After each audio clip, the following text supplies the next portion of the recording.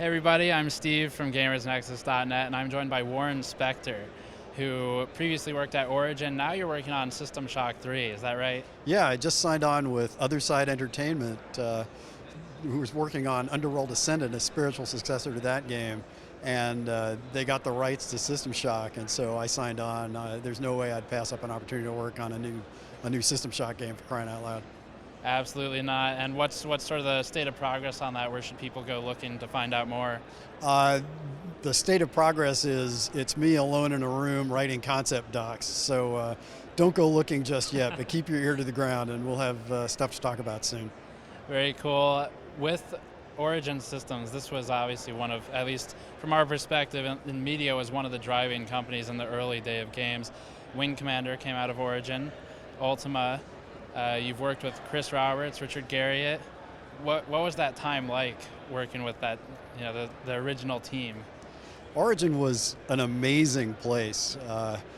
I signed on there and thought I was going to teach all those guys what interactivity was all about, because I came from tabletop role playing, and it took me about 2 weeks to realize I knew nothing. But the most amazing thing about it was, we actually thought we were going to change the world. That we were doing things that no one else was doing. I mean, games that had an ethical dimension or cinematic qualities, or the first real-time 3D first-person fully texture-mapped world anyone had ever seen. I mean, it's crazy what we were doing. And I don't want to say that Origin changed the world, but if you look around, games certainly have, and I think we were a little part of that.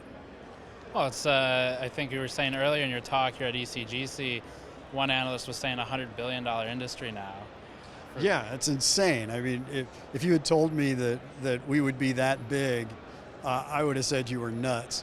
And it's received wisdom. Who knows if that particular analyst is right? But if it's true, we really are bigger than movies and music put together, which is kind of incredible.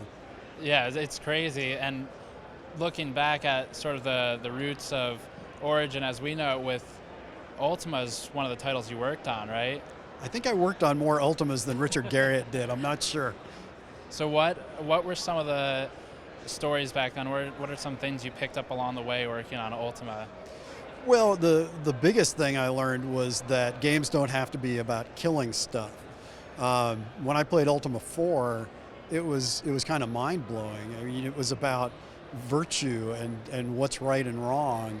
And that was one of the reasons I really wanted to work at Origin, to work with Richard Garriott, who was kind of the pioneer of that sort of game. So that's probably the most important thing I learned. And then the other thing was, we really did try and do things that other people weren't doing.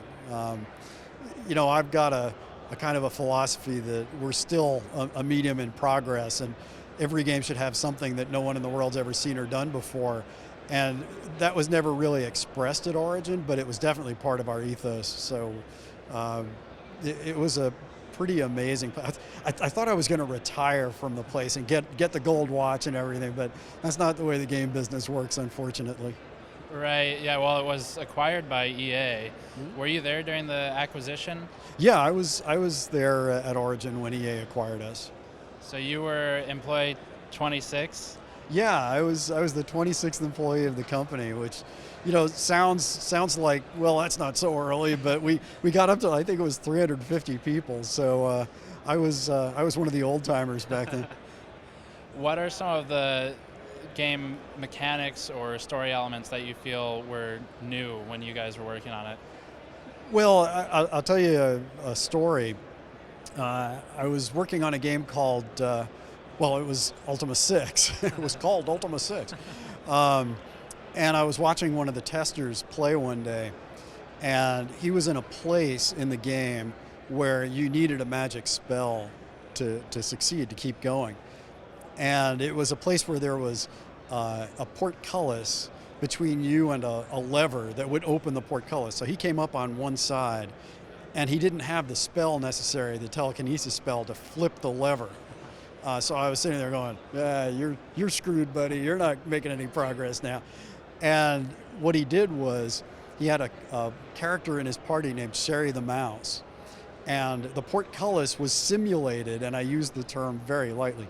It was simulated just deeply enough that there was a gap at the bottom. And he had Sherry the mouse go under the portcullis, go to the lever, and flip the lever, raising the portcullis.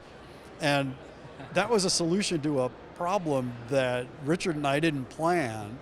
And he came up with, he was the only person in the world who ever did that. And I fell on the floor. And at that moment I said, I'm going to do that on purpose for the rest of my life. It was remarkable. But that kind of thing happened all the time there because, nobody knew what they were doing. We were making stuff up as we went along, creating genres and advancing the state of the art and role playing and all that. I mean, it was just an amazing, amazing time. Yeah, I think when we were talking with Richard Garriott, he was talking about how he started working with the punch cards when he was first programming, and tile graphics were like a new thing, and MMOs sort of spawned out of Ultima. Yeah. So it's a very innovative company, I think. Well, we were all about that, why make a game you already know how to make, or why make something that's just like what other people are making? That's pretty boring. One of the questions I always ask myself is, do I know how to do this? And if the answer is yes, I don't do it. I do something different, And that was very much, what Origin was all about. Let's do stuff that other people don't do. Let's try the hard stuff that we don't know how to do. It was, like I said, it was just amazing. I have to throw this one in for the audience. Did you ever work on Wing Commander or any of those games? Yeah, I was Chris Roberts' producer on Wing Commander. And I've always been this kind of crazy combination of creative and management. And I tried to exercise my creativity on Wing Commander, but Chris had such a clear vision. We argued a bunch, but he won most of the arguments. I said if I win 3 out of 10 arguments with Chris Roberts, that's a good day, So I kind of stayed out of it and managed the project, but let him handle the creative. Sure. So System Shock 3, keep an eye out for that in the future. And otherwise, more information in the article linked in the description below. You can find out more about Warren's talk today here at ECGC. But thank you for your time, Warren. No, it was my pleasure. We'll see you around. Yeah, I hope so.